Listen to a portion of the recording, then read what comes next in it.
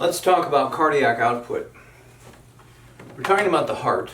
We're talking about how much blood each ventricle of the heart pumps in 1 minute. Remember, the heart is two side-by-side pumps. The right side pumps to the lungs, the left side pumps to the body. Both sides pump exactly the same amount. So what we're looking at, therefore, is how much does each ventricle pump during 1 minute of time. Now we measure that in terms of liters or milliliters per minute. How much is pumped in 1 minute? Now you can use liters if you want to, or you can use milliliters. I recommend generally to use milliliters. If you use liters, these other values may end up sometimes in decimals. And I've learned from the past, when students use decimals, everything tends to go to hell. If you use milliliters, you'll end up using whole numbers. Just my recommendation, do it your way. Now, heart rate. Heart rate we're going to measure, I think you probably already know this, that's the number of beats every minute. Standard human heart rate, 70, 75, something in there.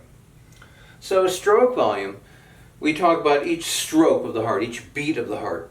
How much blood gets pumped out with every beat, all right? Every beat of your heart.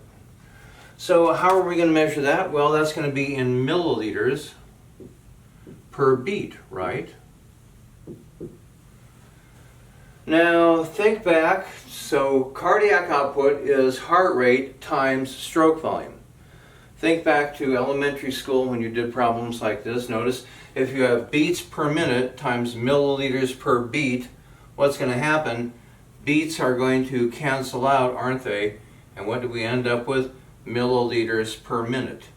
Milliliters per minute. See? Damn, huh? So what this is saying is that if you know how fast the heart is beating and you know how much the heart is pumping out with every beat, then you know the total cardiac output, the amount that's pumped in 1 minute. Now let me emphasize something here. Heart rate and stroke volume are generally independent of one another. That means that they don't affect each other. The beating of the heart, the rate of the heartbeat, doesn't have anything to do with how much blood the heart is pumping out. Those are completely separate kinds of things, okay? That'll become important later. So what we do is we can look at what factors affect heart rate versus what factors affect stroke volume. Because now we're talking about what kinds of things that could be happening to you in terms of what drugs you're taking, what your activity is, and so on. How are those going to affect your cardiac output? So the first thing let's look at is heart rate. And we talk about chronotropes. Chronos, the Greek god of time. Trope means basically to change. So chronotropes are things that change the time, all right? You can kind of think of a heart rate as like keeping time, you know, the regular beating of the heart, you know, move, bitch, get out the way. Get out the way, bitch, get out the way. So kind of timekeeping, all right? So chronotropes are things that will change the heart rate. We can talk about positive chronotropes. We can talk about negative chronotropes. Positive chronotropes increase heart rate. Negative chronotropes decrease. I wrote down here some typical chronotropes, okay? So the sympathetic nervous system elevates heart rate. What kind of receptor? You should know that. Beta 1. Caffeine, nicotine, both of those will increase your heart rate. Thyroxine, thyroid hormone, increases heart rate. Norepinephrine and epinephrine. If you get an injection of norepinephrine or epinephrine, that's going to make your heart rate go up. So see, these are some of the common things that would increase your heart rate. They are positive chronotropes. They increase the time. Then over here, negative chronotropes, a beta 1 blocker. So if you block beta 1, that's going to lower the heart rate. A calcium channel blocker.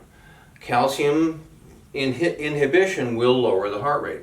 And that's because of the pacemaker. Cold temperatures will do that, something called the diving reflex, we talked about in the PowerPoint. The parasympathetic nervous system, those will all decrease heart rate, all right? So what's going to happen here? What are we trying to get at?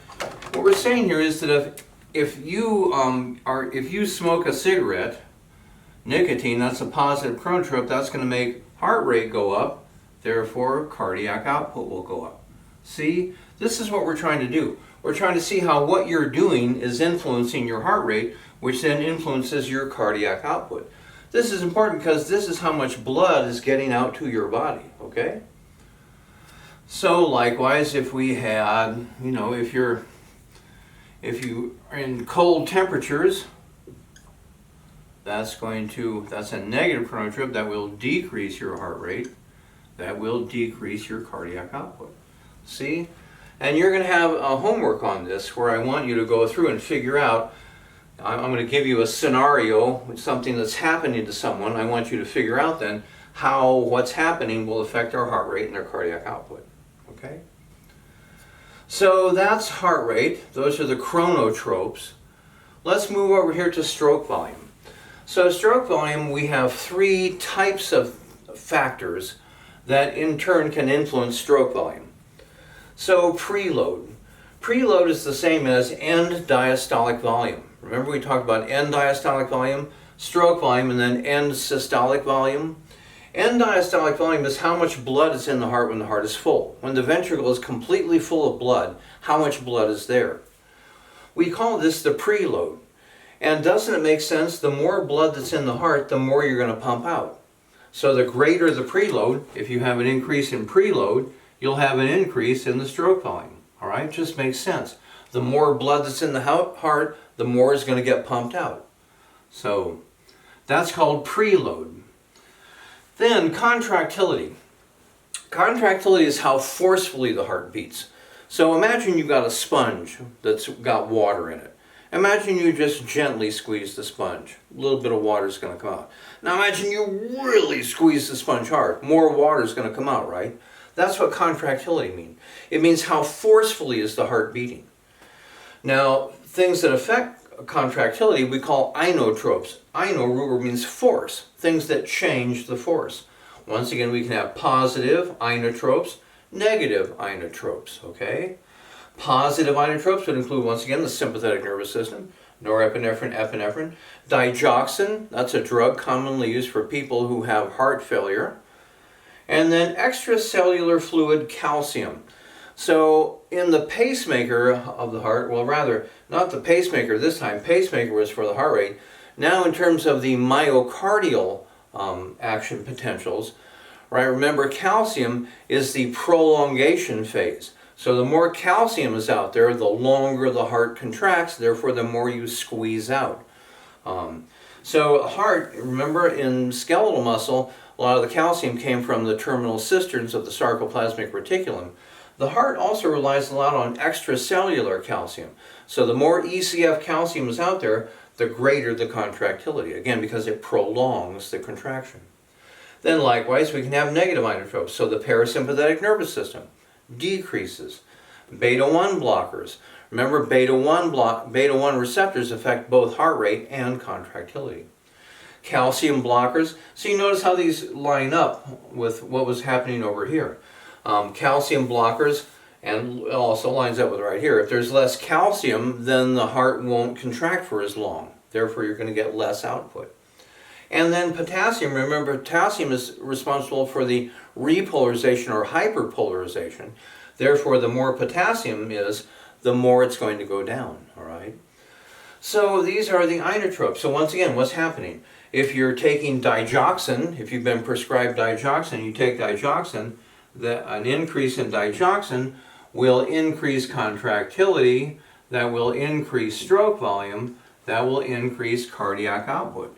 And that's why people with heart failure, remember heart failure means your cardiac output is too low to meet your tissue needs.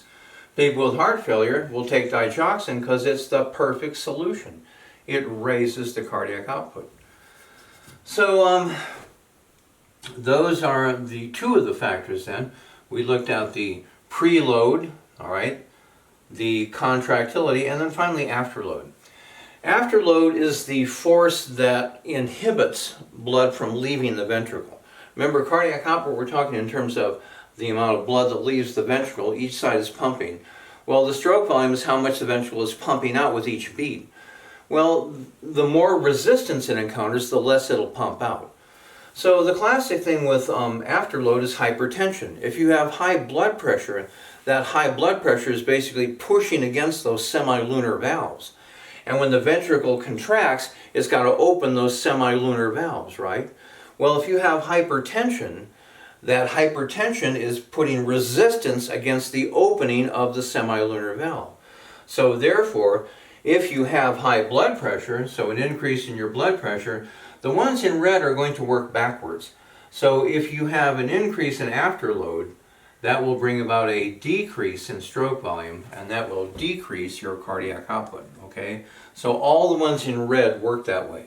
If you have an increase in calcium channel blockers, then you will decrease your heart rate, all right? So those are the factors, and once again, remember that in general, these things can affect stroke volume, these things can affect heart rate, but if there's an increase in stroke volume, so let's say you get an injection of norepinephrine. If you get an injection of norepinephrine, that will increase contractility, that will increase your stroke volume, all right? That'll increase your cardiac output. What effect does the increase in stroke volume have on your heart rate? None. These are independent. Each one of these affects this, and there are some things that affect both of these, so norepinephrine will affect both of these, all right? But this doesn't affect this, and this doesn't affect this. The same things might affect both, but these two things do not affect each other, all right? Now, let's wrap this up by saying that a typical heart rate would be about 75 beats per minute. A typical stroke volume would be about 70 milliliters per beat. So what happens when you take 70 times 75? Well, 7 times 7 is 49, that's 4,900. 7 times 5 is 35, 350. So that would be 5250. You would end up with 5250 milliliters per minute.